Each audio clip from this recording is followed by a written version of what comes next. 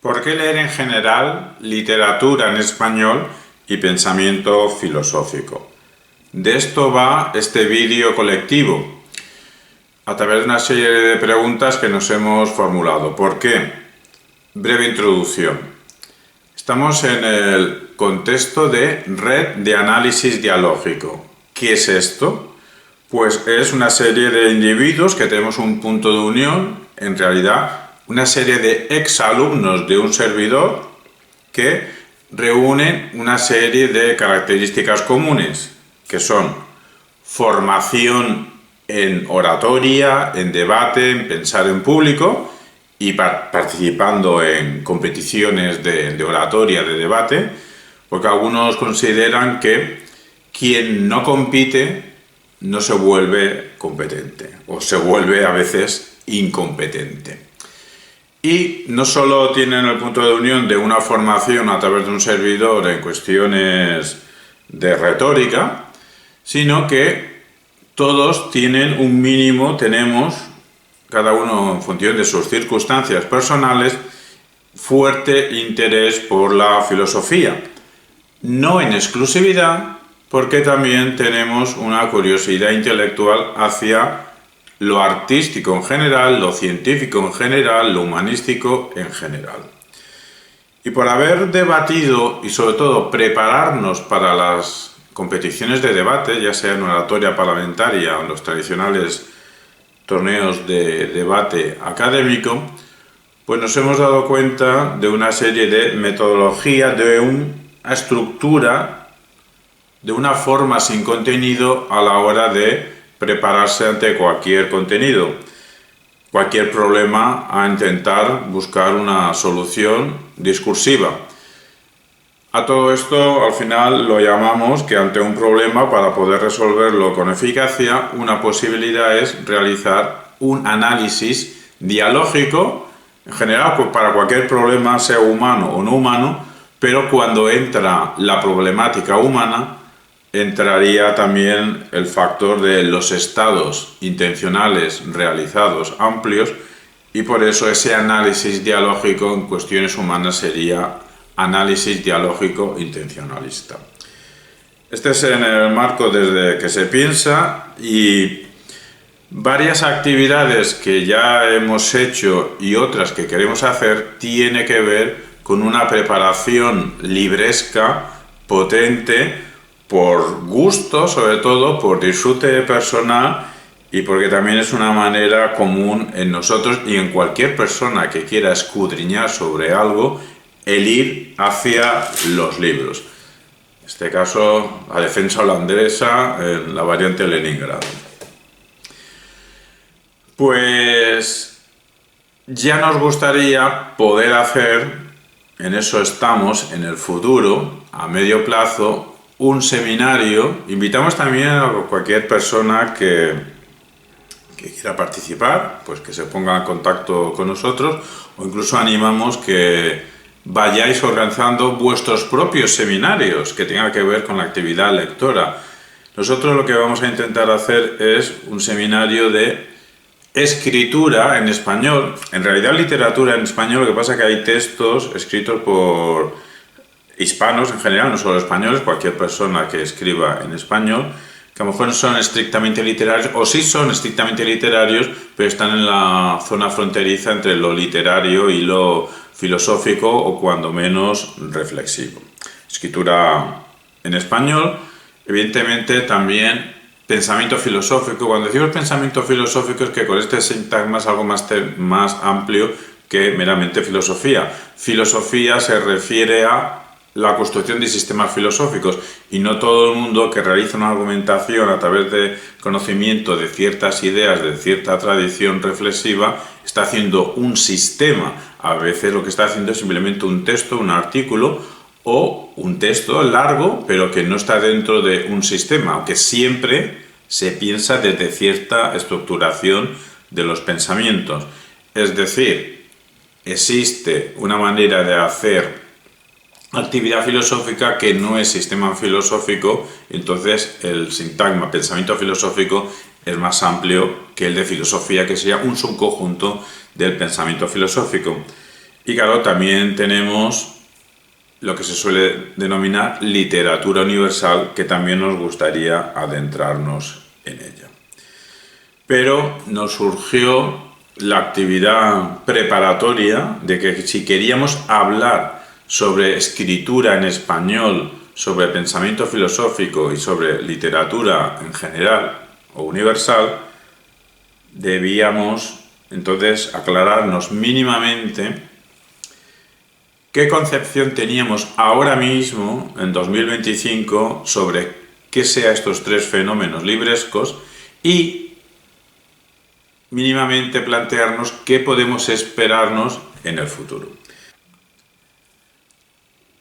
Y vamos a realizar una presentación muy breve de las personas que van a participar en esta respuesta colectiva de qué sea y qué podemos esperar de la lectura en general, la escritura en español y el pensamiento filosófico.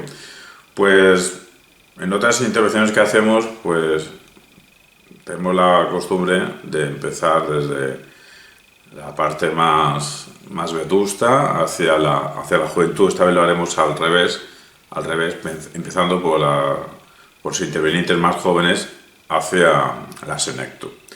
Pues tenemos a Andrei Parrilla Prokopiev, formado en ingeniería industrial, con curiosidades intelectuales varias como todos.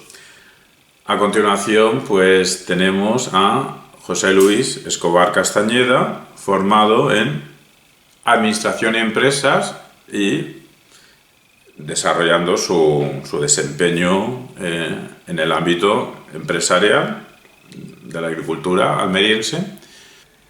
Y Manuel López López, ingeniero de caminos, canales y puertos, asimismo con intereses intelectuales varios. Y por último, un servidor,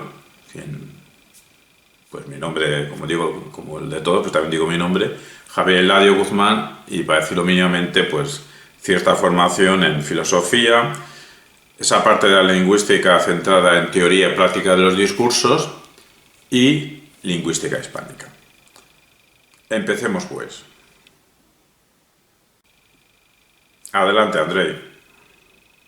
Hola, soy Andrei y esta es mi respuesta en 2025 sobre por qué leer y qué podemos esperar de la lectura, tanto en general como sobre la filosofía, como de la literatura española.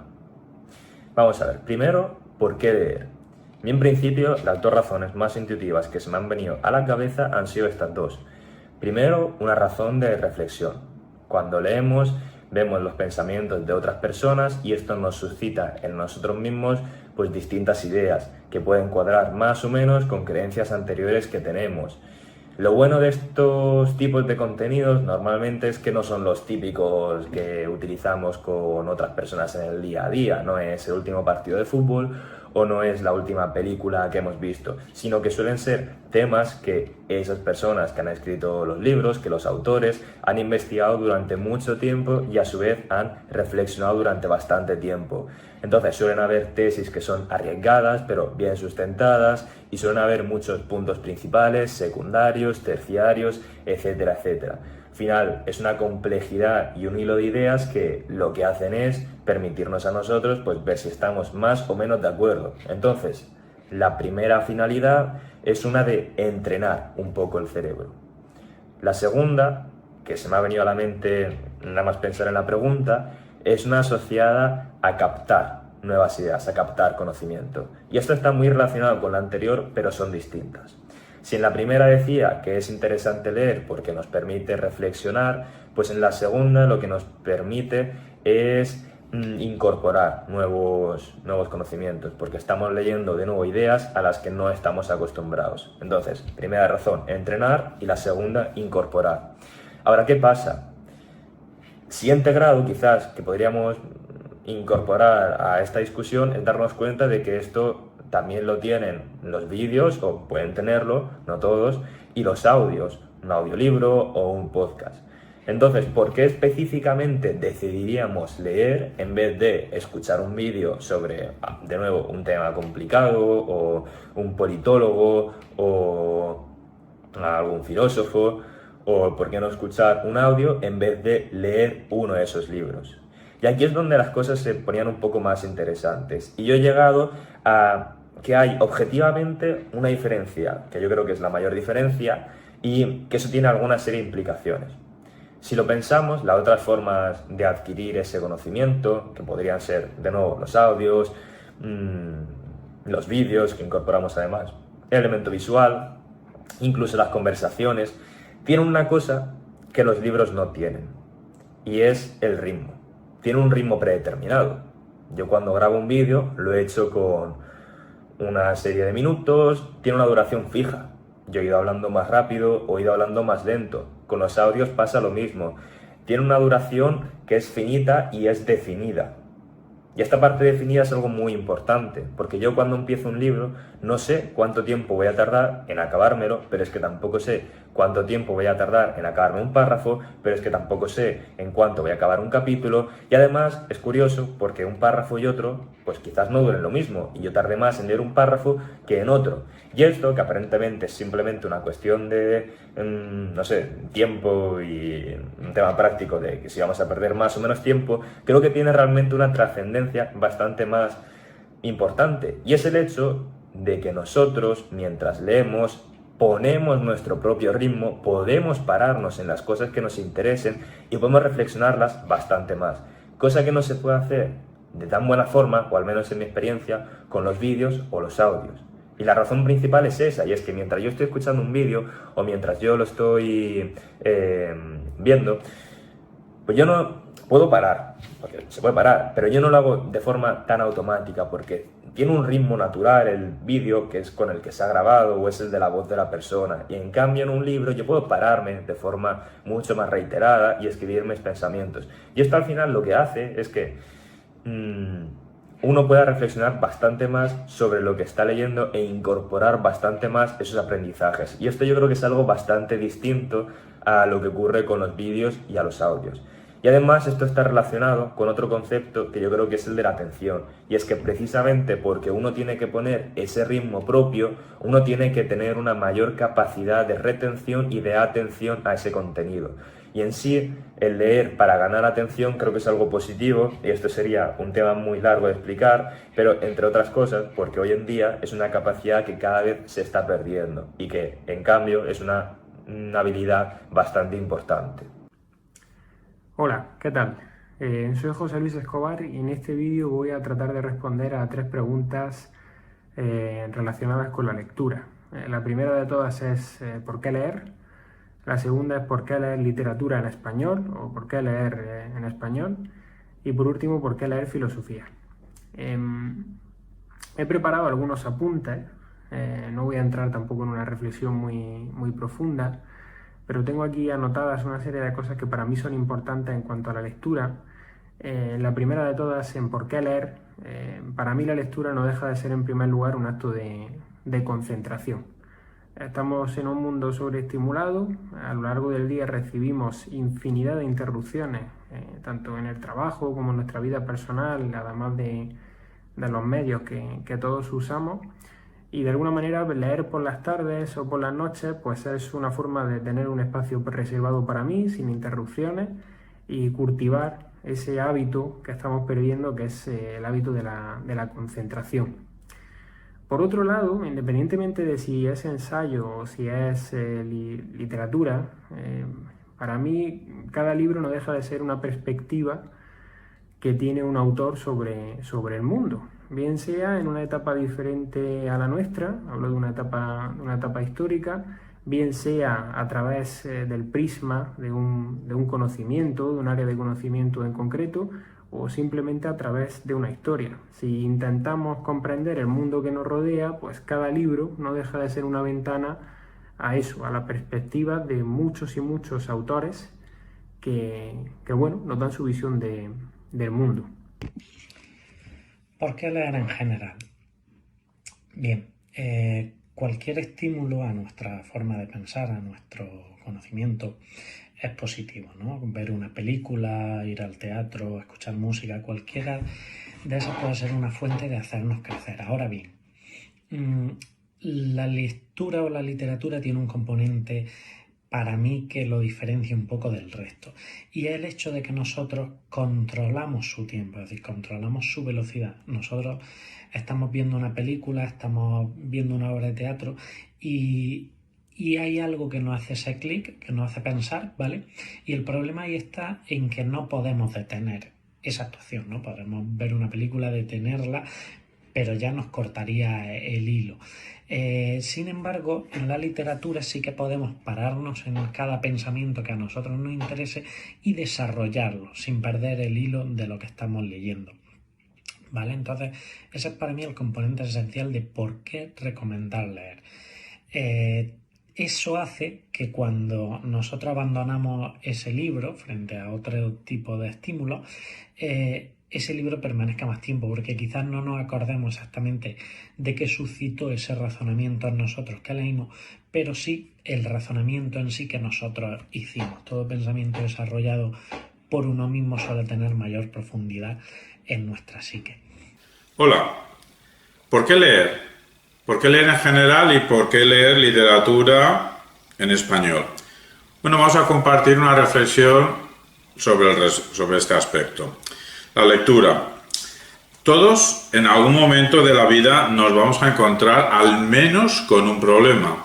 Y afortunado el que solo se encuentre con un problema en la vida. Problemas, presumiblemente con muchos. Y también con alguna o algunas crisis personales.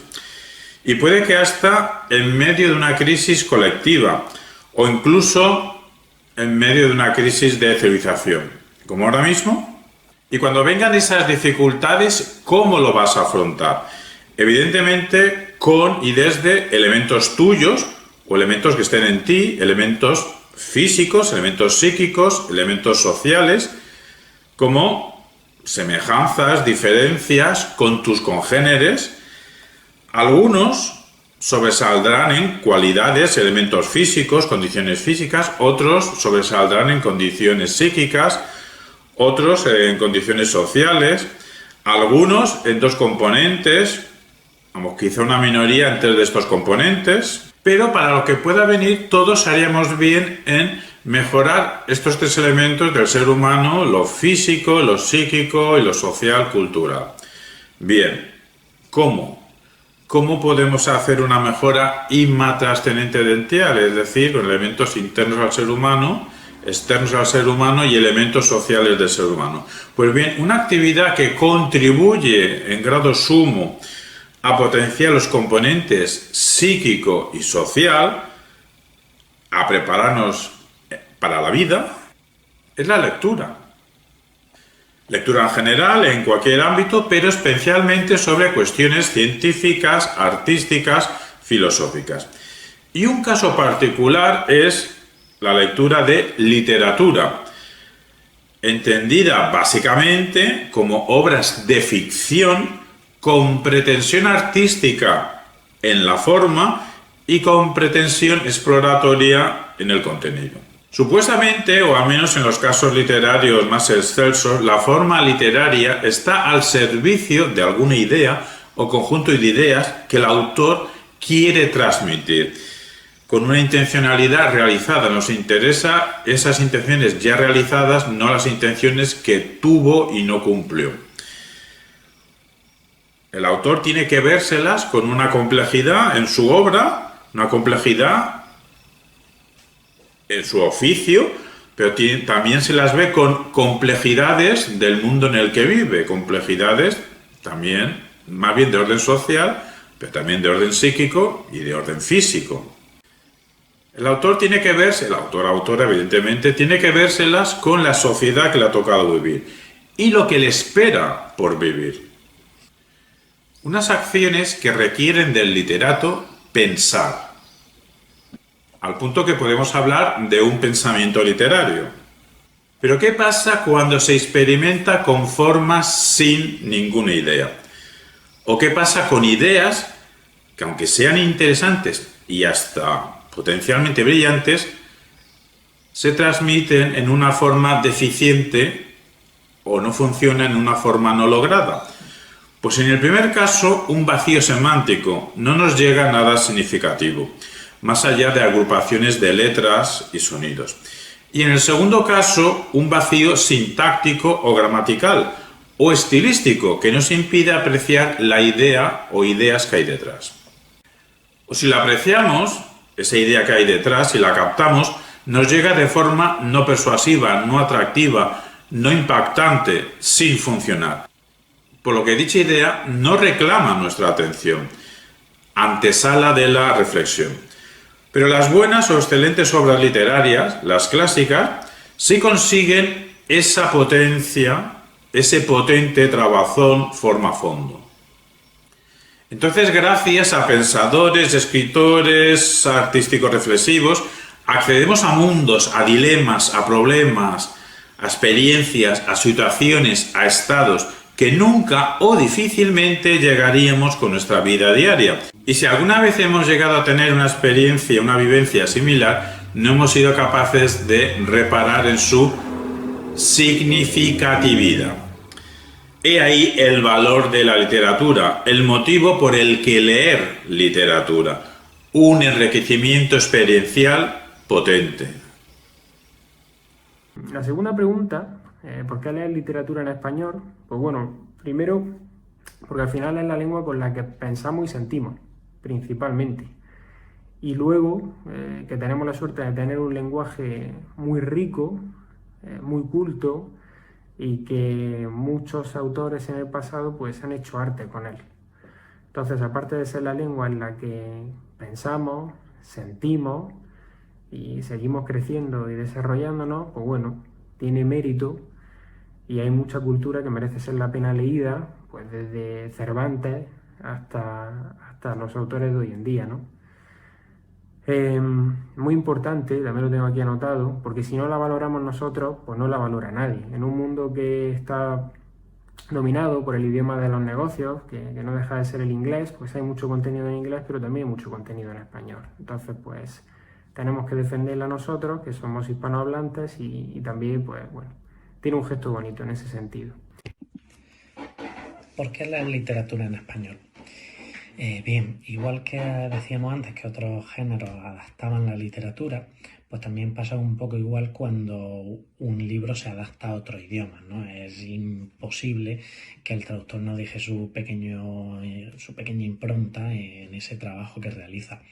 Si en este caso recurrimos a literatura en nuestra lengua madre, en este caso sería el español, pues nos quitamos ese no riesgo, porque algunas traducciones pueden ser incluso muy buenas, ir acompañadas de muchas notas y que hagan crecer esa experiencia, pero sí tenemos la seguridad de que estamos recurriendo a lo que el escritor originalmente nos quería transmitir, y no hay nada más puro que eso, ¿vale? Eso en cuanto a beber de la fuente, vamos a decir.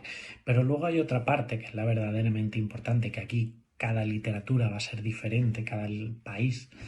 Se refiere a los diferentes géneros que cada cultura ha ido desarrollando, ¿no? Por ejemplo, en España pues hemos podido disfrutar del costumbrismo, que de una forma muy natural, muy chabacana, nos acercaba pues a esa España, a ese vivir de hace años, y que, aunque nos parezca muy alejada, explica mucho de lo que es ahora.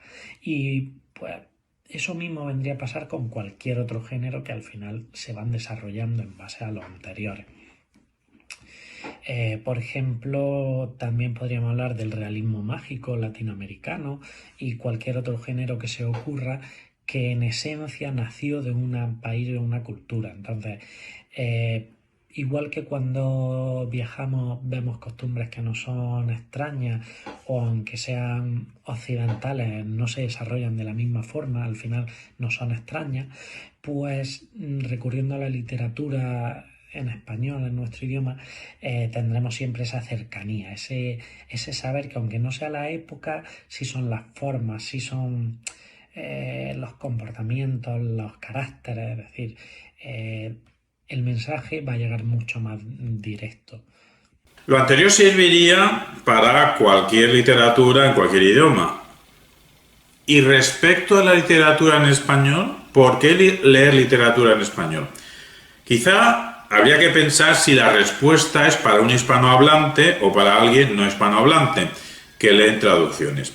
El tránsito de la lengua latina a la castellana y de esta a la española ha aportado toda una red cognoscitiva, semántica brutal, de conocimientos y de significados. Algunos presentes también en otras lenguas, de forma idéntica o de forma similar, sí.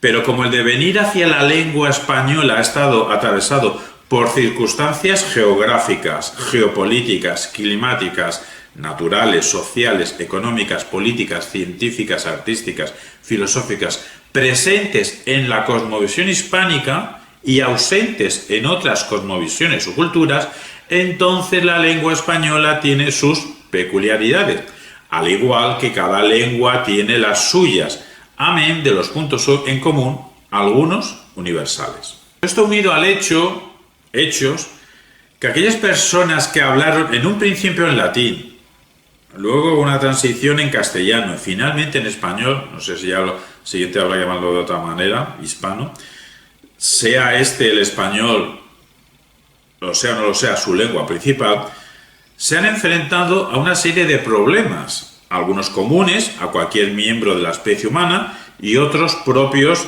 de su mismo desarrollo. Se ha enfrentado también a resolución de problemas que han implicado decisiones y acciones lingüísticas.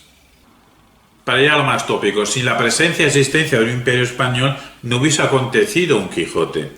Sin un 1898 no hubiese acontecido cierta reacción literaria.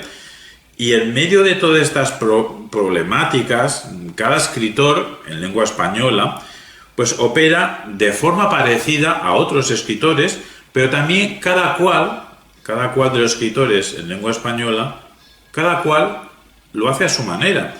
Unos destacan ciertos aspectos, otros destacan otros aspectos, unos se limitan a cierta actitud, otros a otra actitud, pero todos apuntan a un abanico experiencial brutal. Evidentemente esto pasa en cada lengua, pero no todas las lenguas han convivido con la misma historia. Y lo acontecido en el seno de la cosmovisión hispánica, algunos de sus elementos son únicos. No se dan en otros lares. Sí, hay elementos comunes que se han tratado, pero se han tratado de otra manera. Y como lo acontecido en la cosmovisión hispánica ha sido y es tan peculiar, o póngase el adjetivo adecuado, pues entonces la literatura construida en la cosmovisión hispánica es asimismo peculiar, o póngase el adjetivo que corresponda. Buena parte de lo que estamos apuntando se podría apreciar desde una lengua no española. De ahí que recomendemos su lectura, la lectura en más de una lengua, según el bagaje cognoscitivo de cada uno, el bagaje idiomático. Pero un porcentaje, que los filólogos calculen cuál. Hay un porcentaje que solo podrá captarse leyendo en lengua española. Quizás solo menos matices. Quizás solo para lectores competentes, suficientemente informados y adecuadamente sensibles. Bueno, pero por si acaso hay ciertos matices que solo se dan en la lengua española o no exactamente se pueden traducir, el gran consejo, la gran recomendación es leer literatura hispana en español, no traducida. Se dice, bueno, que lo dice Jesús González Maestro, que 100 años de soledad de Gabriel García Márquez, publicada en 1967, fue la última cúspide de la cordillera de la literatura hispánica. Bueno, de ser cierta esta afirmación, esto ya es un reto en sí mismo. Cabe subrayar rasgos propios de la literatura en español ausentes en otras literaturas. Es que solo aquí surge el género de la picaresca, una línea que constituirá la aparición de la novela. Podemos trazar una línea desde la novela picaresca hasta la constitución de la novela. Don Juan Manuel, uno de nuestros primeros escritores en castellano, tenía plena conciencia literaria, conciencia de escritor. Esa línea continúa con la Celestina, Guzmán de Alfarache. Sin un Guzmán de Alfarache difícilmente existiría el Quijote.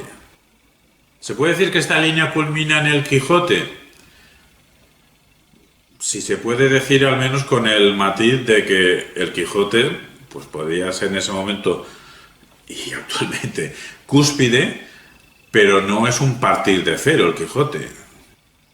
Y esta línea no está en estas lenguas, tendrán otras líneas, pero esta en concreta no está en otras lenguas.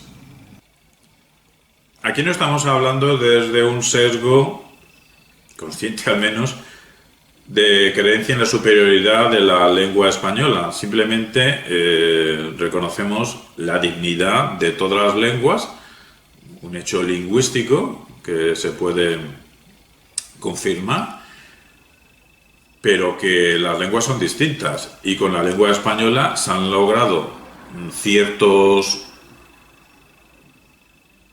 constructos literarios que no se han alcanzado en otras lenguas y entonces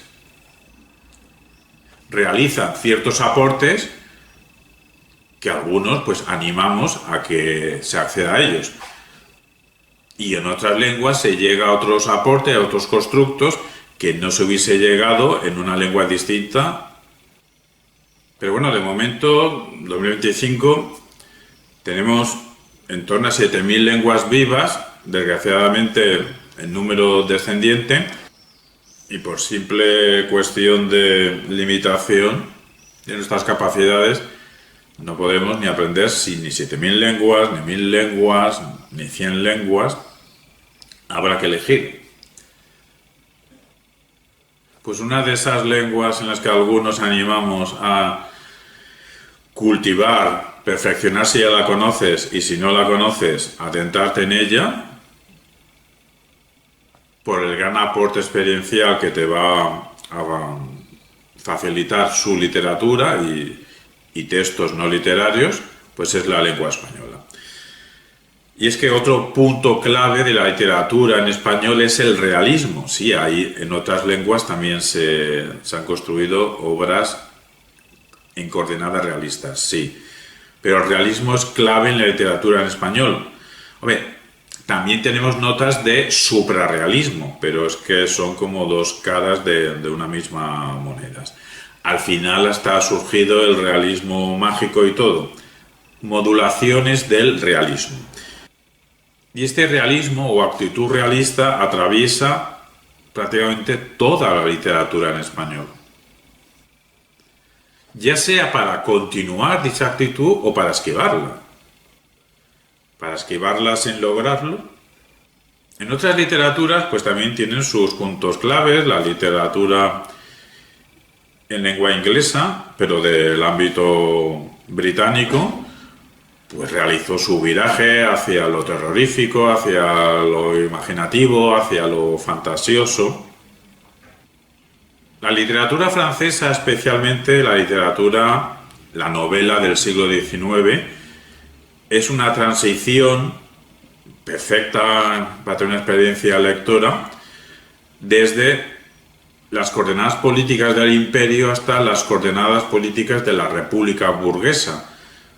Pues si te lees toda la transición, desde Stendhal, pasando por Balzac, Víctor Hugo, Zola, hasta llegar a Proust, pues te enteras de que es una transición desde la monarquía hacia una república burguesa. ¿Y la literatura en lengua alemana tendría algún eje? Pues no lo sé. Quizá cierta actitud reflexiva, quizá cierta actitud de meditación de la condición existencial del ser humano. Véase Hermann Hesse, Thomas Mann, el mismo Kafka. ¿Y el eje vertebrado de literatura rusa? Pues tampoco lo sabemos. Quizá cierta actitud de profundizar en las constantes psicológicas, la profundidad psicológica, pero sin dejar de tocar temas universales. Y la principal característica o los ejes sobre los que pivota la literatura estadounidense, pues tampoco lo sabemos. Quizás esa obsesión por intentar reflejar, reflexionar la evolución de la sociedad estadounidense. Y ese reflejo, pues no lo hacen de cualquier manera. tienen o suelen tener una vocación de experimentación formal, sin olvidarse del trasfondo del sueño americano, bien para ver qué es, cómo se cumple o cómo se convierte en pesadilla. Evidentemente todas las literaturas son interesantes, pero repetimos que nuestro cerebro tiene unas limitaciones. Y la limitación de la humanidad para traducir todas las obras literarias escritas en los 7.000 idiomas vivos actualmente, si es que no son menos, pues también es una limitación tecnológica importante. Quizá los últimos avances tecnológicos lo solucionen en un pispás. El caso es que el siglo de oro español, que por cierto la expresión siglo de oro no surgió en nuestro contexto, si no nos confundimos, procede de un estadounidense. El caso es que nosotros tenemos el siglo de oro en la literatura española, que es un bloque inaudito en la historia de la literatura universal. Otras lenguas tendrán sus periodos interesantes, únicos también, pero nosotros tenemos el siglo de oro.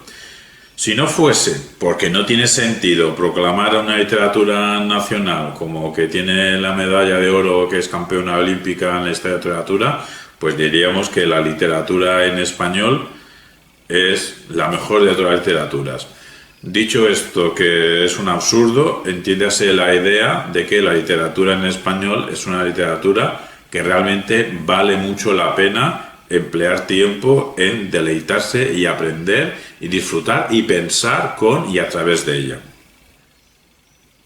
Y se puede justificar que es una literatura que algunos de sus ejemplos más representativos tienen alta calidad literaria. No en vano tenemos la obra por antonomasia de la literatura universal, que es El Quijote. Y por último, ¿por qué leer pensamiento filosófico? Pues bien, al final, el concepto que tengo yo de libertad está muy relacionado con el saber. Si no leemos filosofía, al final todo es consumo, sea literatura o sean ensayos, y por lo tanto, pensar bien o aprender a pensar bien, para mí significa también vivir mejor y también vivir con más propósito y con más intención. Entonces casi que esta última es obligada, cada uno en su nivel, en los tiempos o ratos que tenga, pues a veces tenemos que esforzarnos por leer un poco de filosofía, porque sin el razonamiento, sin el pensamiento y sin cuestionarnos lo que nos rodea y el cómo hacemos las cosas, pues en definitiva no avanzamos, ni de manera individual ni como sociedad. ¿Por qué leer filosofía? Al principio hablábamos de que la literatura nos iba a permitir desarrollar esa idea, ese razonamiento que nosotros hacíamos mientras leíamos. Pues bien, la filosofía nos va a presentar esas ideas, pero destiladas, es decir, limpias de cualquier carácter superfluo, y se van a centrar en esa idea pura. Entonces sí que es verdad que va a ser una lectura, vamos a decir, algo más densa, va a requerir un punto más de concentración en nuestro esfuerzo por leer, pero todo el tiempo que estemos leyendo ese libro va a ser provechoso, es decir, vamos a estar al 100% concentrados en esa idea que a la vez que leemos la desarrollamos. Luego va a trascender mucho más en nuestra cabeza y en nuestra vida, porque es lo que se va a quedar. Y en línea con eso, pues también podríamos hablar de un concepto de pureza en la literatura. Los temas que trata son trascendentales siempre, bien sea porque nos habla del bien, de la lógica, el razonamiento o la sociedad, lo público y lo privado. Son cuestiones que a cualquier edad y en cualquier momento nos pueden aportar en nuestra vida. En los libros de filosofía yo considero que siempre van a encajar en el momento en el que los leas, porque siempre te van a aportar. Y respecto al pensamiento filosófico, ¿por qué leer filosofía? ¿Por qué leer ensayos? ¿Por qué leer pensamiento filosófico? ¿Por qué leer libros de sistemas filosóficos? Bueno, en realidad para disfrutar, pero por dos motivaciones. Una, para evitar errores, porque si lees los errores de los demás, si lees pensamientos fallidos de los demás, si lees pseudo-argumentaciones falaces de los demás, si lees desvíos intelectuales, si lees callejones sin salida, pues aprendes muchísimo. Aprendes a identificar errores de pensamiento para detectarlos cuando una persona te está hablando y poder decirle tu pensamiento, te lo puede etiquetar de esta manera y el error es esto. Pero bueno, no todo el mundo se equivoca a la hora de hacer filosofía. Se puede escribir pensamiento filosófico con rigor, con precisión, con perspicuidad, con argumentatividad, con gran fuerza argumentativa, incluso algunos hasta con sistematicidad.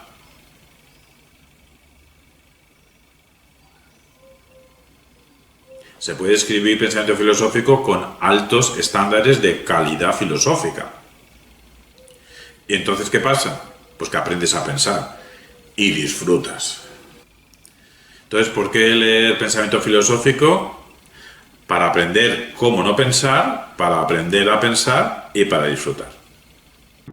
Entonces, hasta aquí hemos contestado, pensaba yo, el por qué leer y de una forma u otra, el por qué leer específicamente y no ver vídeos o escuchar. Y ahora tendríamos que contestar otra pregunta, que era el qué esperamos de la lectura, pues de esos libros generales, de esos libros de filosofía o de esos libros de literatura. Y aquí es cuando me he dado cuenta que hay un grado más de complejidad con todo este tema de tener expectativas sobre lo que leemos.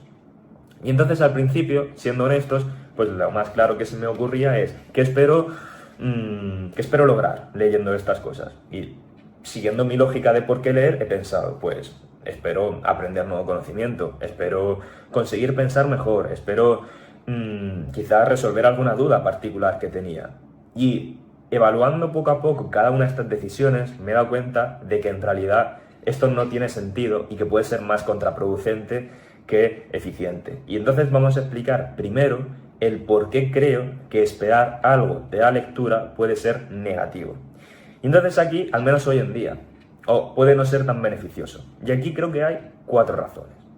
La primera es que hoy en día, precisamente, cuando uno tiene una duda en particular, o si pensamos que debemos leer algo porque esperamos, yo qué sé, leer el Quijote para esperar comprender el contexto histórico de la época, o leer un libro sobre filosofía para poder tener un modelo filosófico sobre la ética. Cuando esperamos cosas muy concretas, que además quizás son urgentes para nosotros, ocurre que en realidad hoy en día no iríamos a los libros, sino que buscaríamos otras formas alternativas que quizás sean más efectivas. Buscaríamos en internet pues, resúmenes de esos libros para poder comparar esquemáticamente muchas ideas de distintos autores en vez de ceñirnos a una única perspectiva. O quizás preguntaríamos a gente que haya pasado por una situación similar o que conozca bastante ese tema, pueden ser expertos, o quizás reflexionaríamos nosotros mismos o buscaríamos vídeos o formas de adquisición de conocimiento que sean más rápidas y no quizás algo tan lento, aunque no por eso negativo, como sea un libro. Y entonces aquí nos damos cuenta de que lo que se solía hacer, pues creo que se solía hacer en la Edad Media, pues por ejemplo con la escolástica, donde la mayoría de la gente, pues para estudiar, ¿qué hacían? Pues se iban los eruditos a estudiar muchísimos libros, porque eran la fuente de conocimiento principal. Incluso no hay que irse tan atrás, los universitarios, pues en el siglo XX, pues principalmente estudiaban a través de bibliotecas. Cuando tenían una duda específica sobre algo, iban a una biblioteca, buscaban el libro concreto y lo estudiaban. Hoy ya vemos que, por ejemplo, en la universidad esto no ocurre.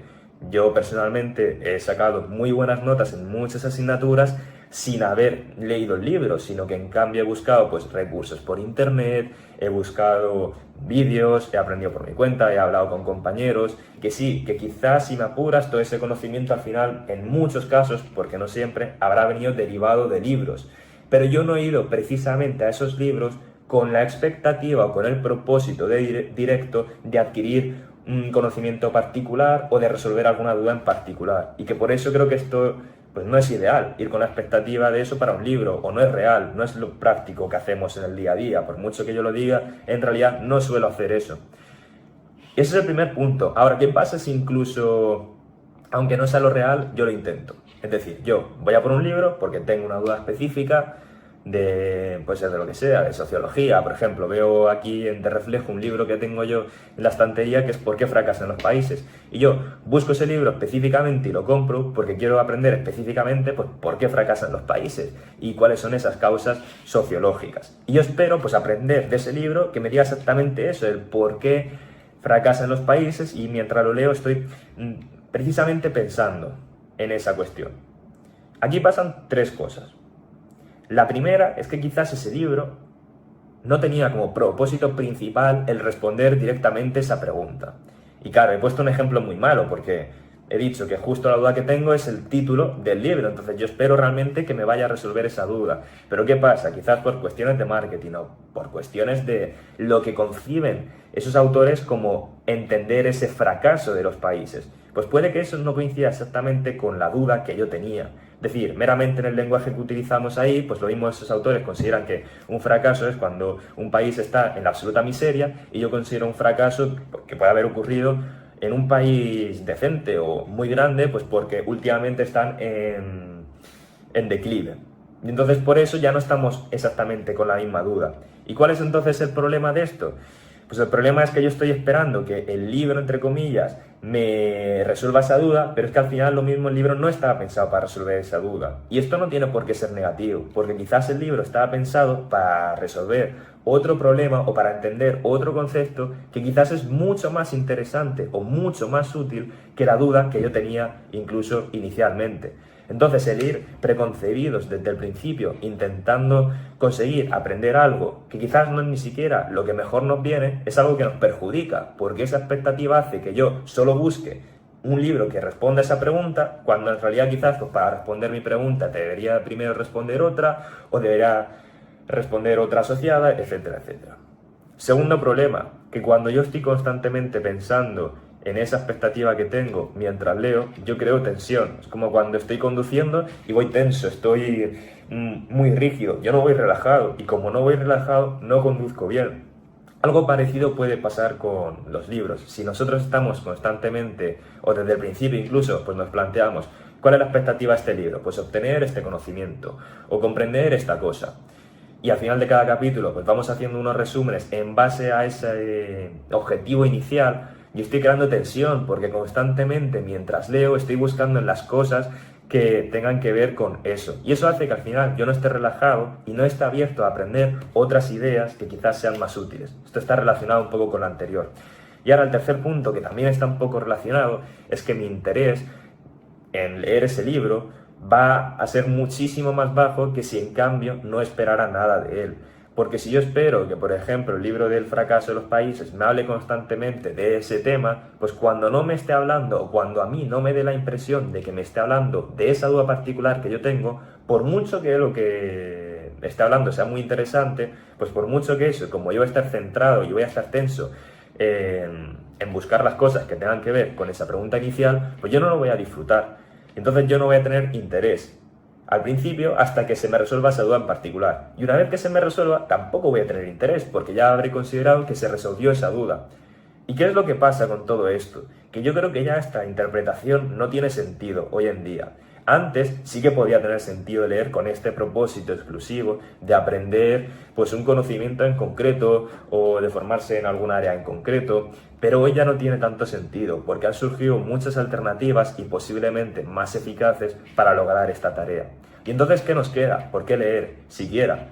¿Para qué? Ahora vemos que prácticamente las respuestas que damos al principio, si bien siguen en pie, tampoco tanto, porque sí, para reflexionar o para aprender, pero eso hay otras formas también de hacerlo.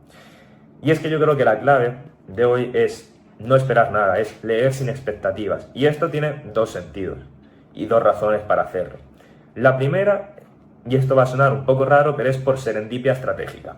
La serendipia es cuando, precisamente suele pasar en la ciencia, pero sin querer acabamos descubriendo algo que aparentemente es muy interesante. Es un concepto en sí muy interesante porque algunos de los mayores hallazgos científicos de toda la historia se han descubierto de este modo, precisamente, cuando un científico estaba probando algo con un fin y de repente se acaba dando cuenta de que tiene otro fin completamente relacionado, o cuando simplemente están experimentando y de repente ven que Vaya, de esto surge una aplicación muy grande, etcétera, etcétera. Y esto ha pasado a lo largo de la historia con muchos otros casos.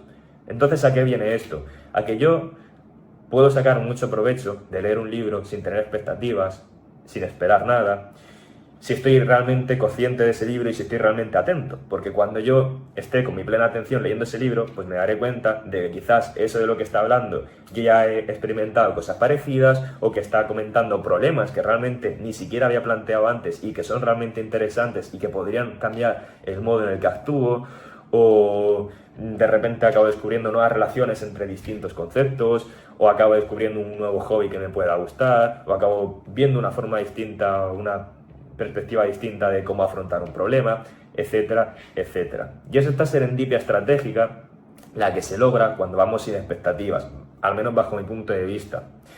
Y la segunda forma de afrontar hoy los libros es quizás como arte, y esto se puede hacer sobre todo con la literatura, bajo mi punto de vista, y es afrontarlos de una forma contemplativa y reflexiva, pero sobre todo contemplativa, y es porque al hecho de que cuando estamos leyendo, por ejemplo, el Quijote, sin tener ninguna expectativa, no le estamos tampoco poniendo pues un escalón muy por encima, vamos simplemente para disfrutar. Y es en ese estado de relajación donde realmente empezaremos a captar, pues quizás los mensajes, o nos daremos cuenta de que está muy bien escrito, etcétera, etcétera. Y ojo, un último apunte, porque esto último va a parecer o va a sonar como que estoy diciendo que realmente tenemos que leer, pues bueno, sin preocuparnos, así, atentos, pero realmente sin reflexionar ni nada. Y eso no es lo que quiero decir. Yo creo que cuando uno lea sí que debe subrayar cosas, debe apuntar, debe escribir. Obviamente dependerá del libro, pero que no es nada incompatible lo que yo he dicho con esto, porque no hay que confundir el leer sin expectativas y el leer sin pensar. Sí que debemos pensar, claro que sí, pero lo que no tenemos es que no debemos tener una idea muy rígida sobre lo que debemos conseguir con ese libro, sino estar abierto a ser curiosos y a aprender nuevos conceptos que quizás no habíamos pensado antes.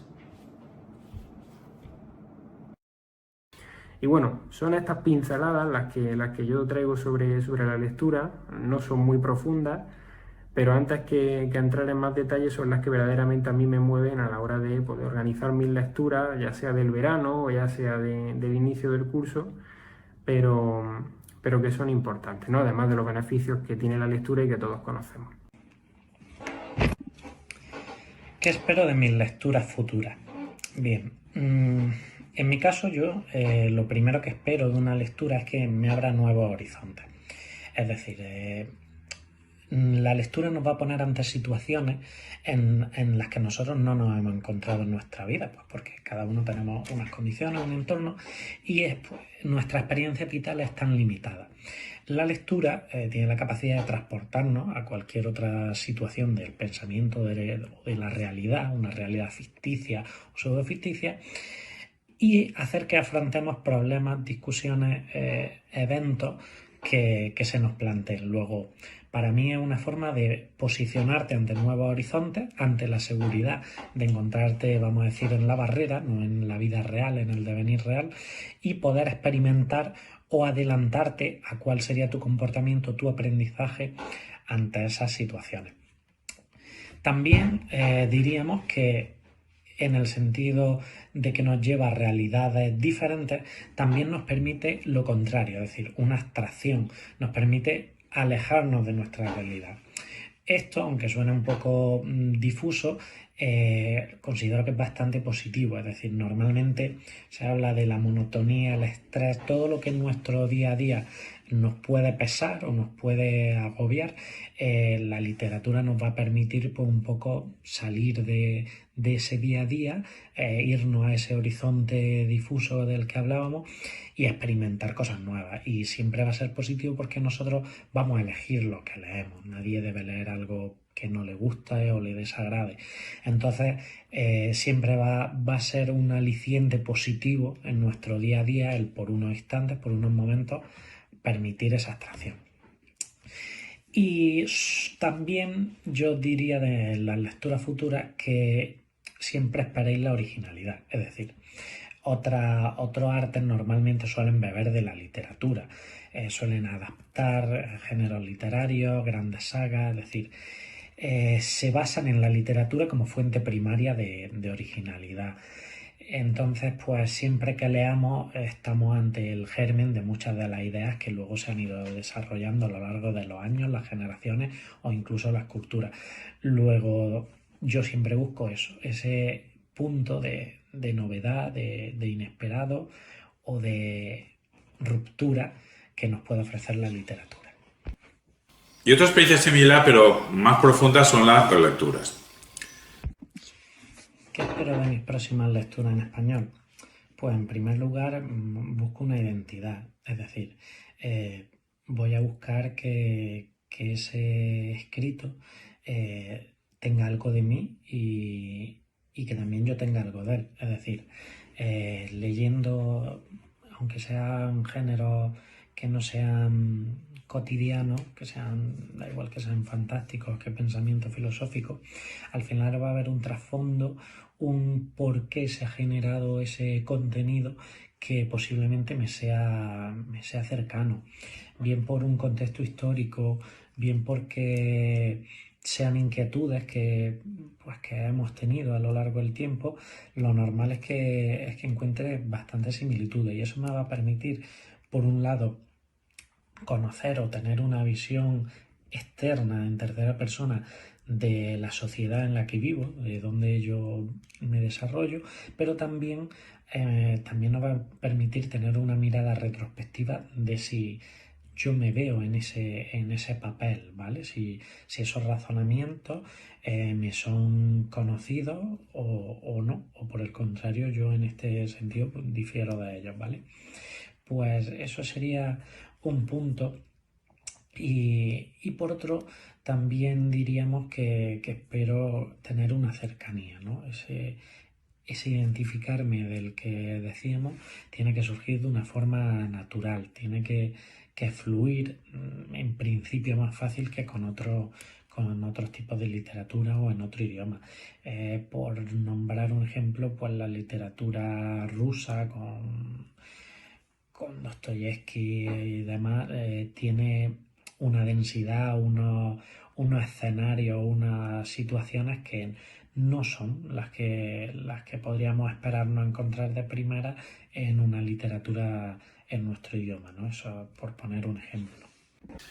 Llevo más de medio siglo leyendo literatura hispana, literatura en español, por lo que no soy un neófito y ya estoy influido, ya estoy condicionado, ya estoy entrenado, por lo que puedo tener cierta idea de lo que puedo esperarme de ella, de la literatura en español.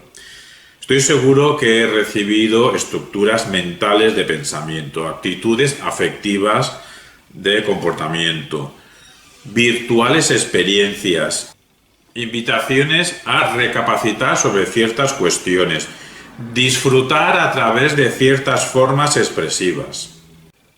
Por lo que se trata de un disfrute que no se puede conseguir alcanzar de otras formas, de otras maneras.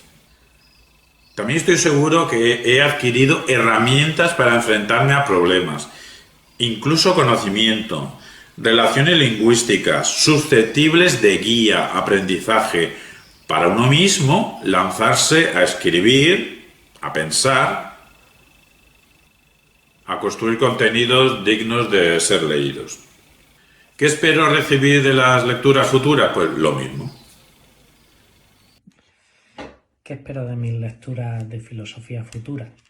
Pues sobre todo crecimiento. Es decir, igual que cuando profesionalmente o laboralmente nos sentimos estancados y buscamos hacer un curso o ir a asistir a unas charlas, pues la literatura va a ser eso, pero de forma personal, en este caso leyendo. Va a ser el dar un escalón más, el subir un poco más en nuestro crecimiento personal y pues poder plantearnos una pregunta un poco más elevada, una pregunta un poco más elaborada o una pregunta completamente nueva que no nos habíamos planteado antes.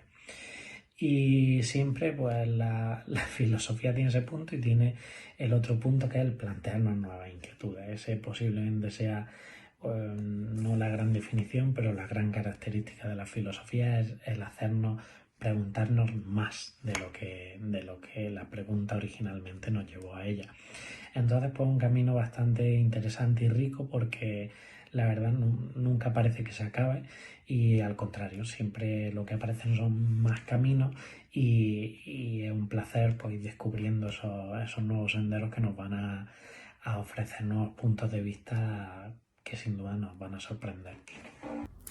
Y antes de terminar, a mí me gustaría hacer una pequeña reflexión sobre el papel que representan hoy las bibliotecas. Las bibliotecas no deberían ser ya sitios silenciosos y donde va la gente solamente a leer. Las bibliotecas, y hay algunos ejemplos muy interesantes, como la biblioteca de Oddi en Helsinki o la biblioteca de Deichmann en Oslo, son centros cívicos del futuro. Y la gente va allí a reunirse, a aprender, a enseñar, a tocar un instrumento de música. Evidentemente hay distintos espacios para cada una de estas actividades, pero he hecho en falta que en España poco a poco nuestras bibliotecas se vayan pareciendo más a eso y menos a la biblioteca clásica como tal. Así que bueno, esas son mis reflexiones y muchas gracias. En fin, informémonos previamente de qué leer, pues algunas obras requieren preparación. Aceptemos los libros que por azar se plantan en nuestra vida si nosotros lo hemos decidido por una curiosidad, alguien que nos hace un regalo, alguien que nos hace un préstamo. Aceptemos los libros que se plantan ante nosotros sin haberlos solicitado. No leamos por leer, es decir, tengamos siempre el subrayador cerca y a varios colores, porque así podemos destacar tonalidades distintas. Tengamos siempre el subrayador cerca por si acaso. Leamos incluso literatura escrita originalmente en una lengua distinta al español. Y si podemos, leamos esas obras en su lengua original. Repetimos que tenemos nuestras limitaciones a la hora de leer en idiomas originales. Nosotros leemos en catalán, leemos en francés, pero bueno, hay personas que leen 5, 8, 10 o más idiomas, pues mejor para ellos. Bueno, para un hispanohablante, leer en galego, leer en catalán, leer en portugués, no requiere esfuerzo, lo único que requiere es voluntad y ganas y actitud lectora. Se entiende perfectamente el gallego, catalán y portugués. Según las palabras no las entiendes, pues también según que leas de literatura en español también te vas a encontrar palabras que no entiendas. No vamos a citar aquí todos nuestros grandes. Leamos a Quevedo, leamos a Galdós, leamos a Cela, leamos a Julio Cortázar. Entre los vivos, o todavía vivos, leamos a Álvaro Pombo, leamos a Andrés Trapiello, su Salón de los Pasos Perdidos, leamos a Emma Riverola, leamos al escritor total de varios géneros, y en todos lo hace muy bien, Vicente Luis Mora. Destaca en novela, destaca en crítica literaria, destaca en poesía, tiene intervenciones dramáticas, destaca en experimentación formal. Vicente Luis Mora. Entre amistades de un servidor, pues podemos recomendar, porque hay calidad literaria, Isidoro Salvador, cuentista, Santiago López Navia, poeta, Julián Sánchez, novelista, Ernesto Pérez Zúñiga, escritor ya consagrado. Incluso se puede leer o se debe leer varios libros a la vez, porque así facilitas que haya conexión, una generación de ocurrencias que nunca hubiesen aparecido en tu cerebro de no ser por esa lectura conjunta. Puedes tener 4, 5, 6, 8, 10 libros y leer 10 páginas de cada libro al día. Puedes leer por azar, eligiendo sin saber por qué o por intereses momentáneos. Hay gente que se hace unas planificaciones de lecturas, otros hacen planificaciones y luego no se cumplen. Se puede leer por azar, por golpe de novedad, o se puede leer de una tacada. La ventaja de los que no leímos a Javier Marías cuando Javier Marías, este gran novelista, estaba vivo, pues por no leerlo en su momento, pues tuvimos una deficiencia cognitiva, pero tras su muerte hemos podido comprar toda su obra completa y entonces, no sé si no hemos acabado todavía, pero estamos leyendo toda su obra narrativa completa, seguida, y entonces la experiencia es distinta que cuando estás leyendo un autor vivo y cada 2, 3, 4 o 5 años pues tienes una nueva novela. O en el caso de George R. Martin con la saga de Juego de Tronos, pues la última novela pues parece ser que nunca va a salir. Ahí está la gente esperando. Posiblemente eso de comprar un autor entero y leerlo de una tacada, pues lo estoy haciendo con Javier Marías, pero posiblemente lo haga con Álvaro Pombo. Estoy leyendo ahora mismo Santander 1936, llevo 10, 12 o 20 páginas y realmente muy interesante. El caso es que leed. Personalmente algunas cosas se han escrito, pocas han salido a la luz. Estamos en un proyecto que para un servidor nos parece potente, está iniciado. Ahora mismo está en paréntesis porque hay que acabar ciertas cosas, se retomará en septiembre, pero es un proyecto peculiar y harto especial. Pero bueno, entre que se acaba, etcétera, que se dé a la luz, aunque sea de una forma abierta en internet, van a pasar años. Espero que alguna vez más de media docena de personas puedan leerlo. Sin nada más por hoy, leed.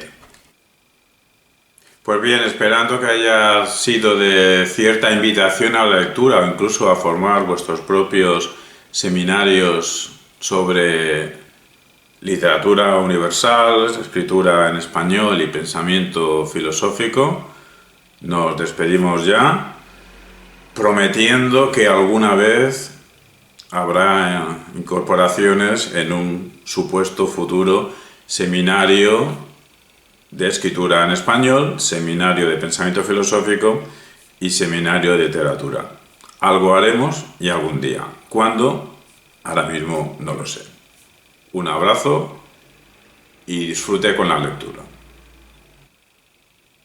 Y hablando de promesas de cumplimiento peculiar, pues también lanzamos la promesa de que ya lo tenemos pensado, de que lo interesante sería hacer lo que sí ya hemos hecho y dentro de un tiempo largo, 20 años, pues realizar una segunda parte de este vídeo. Haré lo posible por estar presente, en el que las mismas personas pues demos otra vez respuesta a las mismas preguntas de por qué leer en general, por qué leer escritura en español, por qué leer pensamiento filosófico y si en estos 20 años de lectura y ocasionalmente compartida con vosotros, pues si lo que esperábamos se ha cumplido o no.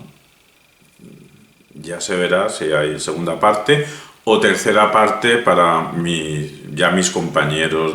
La tercera parte será dentro de 40 años, entonces esa sí la dejo para mis compañeros de este vídeo. Un abrazo. Aunque si estoy todavía por aquí, participaré con mucho gusto en esa tercera parte.